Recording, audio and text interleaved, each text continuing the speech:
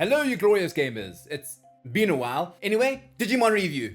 Digimon is a game with a heavy focus on evolving your monster. It can start as a puddle of goo, evolve into a plant, then a bird, a unicorn on steroids, before becoming a biblical angel. Now, it may be hard to comprehend for those of us not bypassing the fifth dimension from caffeine overdose, but this is not even its final form. The story centers around your character, the agent, who, after being flung through time, proceeds to try and introduce the concept of capitalism to his wallet. Repeatedly, he does not like working for free. The story overall is genuinely interesting, and like most Digimon stories, goes crazier than one would expect. And I found some parts to be actually quite touching. Also, I need to emphasize the crazy part. But what do you expect? In the beginning of the game, you are literally punched through the fourth dimension by a kaiju.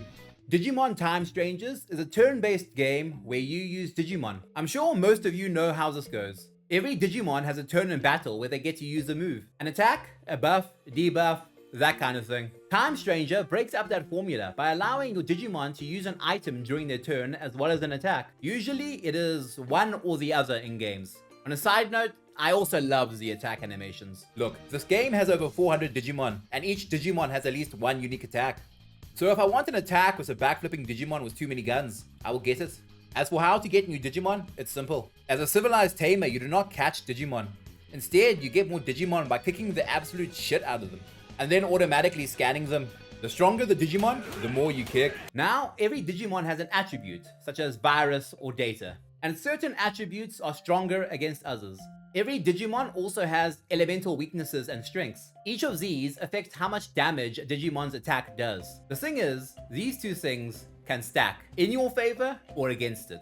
Creating your team around this knowledge would be the ideal move. I, however, decided not to pay attention to attributes or elemental resistances in my team, and went with what I thought looked better. I am but a simple man. However, I don't know about you, but in a series that talks about the bond between human and Digimon, having only your Digimon fight for you leaves a bad taste in my mouth. Fortunately for you, you come equipped with the power your enemies could never expect, a gun.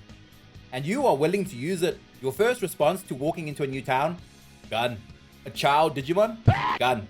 Your deceased pet parrot who has returned from the dead exclusively to shove a lightning bolt up your ass? Gun. The gun is actually only part of it. It can also heal and buff your squad. This all ties into your agent skills, which are effectively multiple skill trees that revolve around your gun and your Digimon's personalities. These personalities affect their stats and even their possible Digivolutions.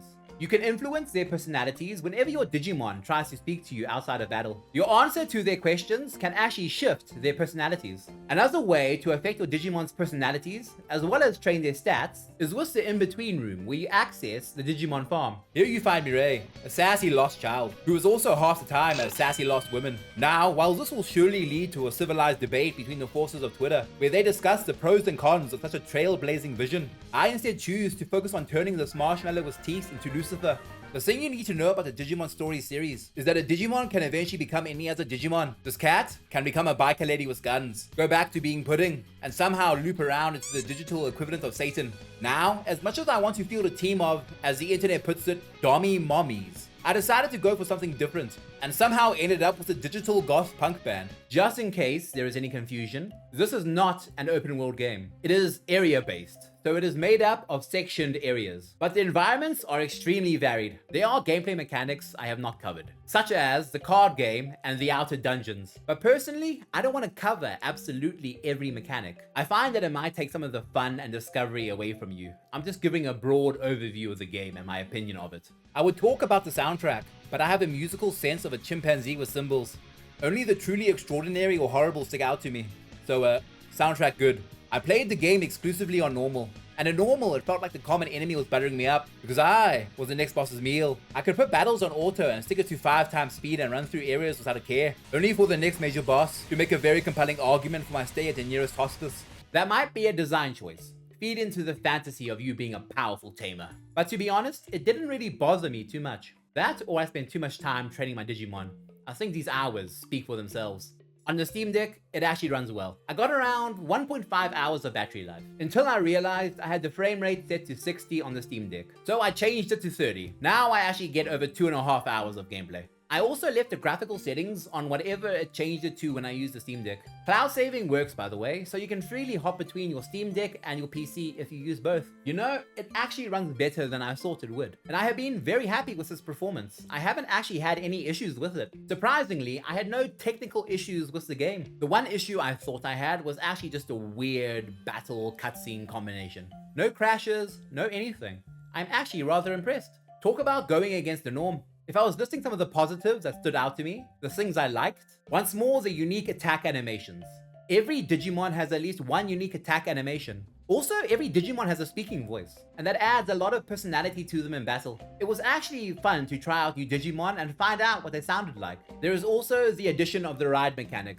Many Digimon can carry you around the area, putting you on their shoulder, or using a literal giant wolf as a horse. Some Digimon may actually be slower than running.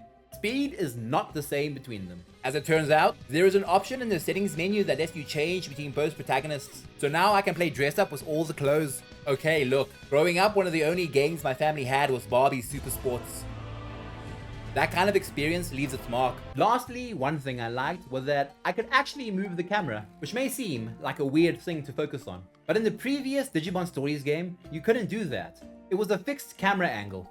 The limitations of those games being initially designed for a handheld device, I guess. As for any negatives, the fact that I cannot digivolve a Digimon or view their Digivolutions when they are in the farm. So I keep having to go into the farm after it has trained, take them out, view what stats I need to increase for them to digivolve and then put them back into train. The sheer monotony made me want to go introduce blunt force trauma to my neighbor's head. And that was only after my third psychotic break.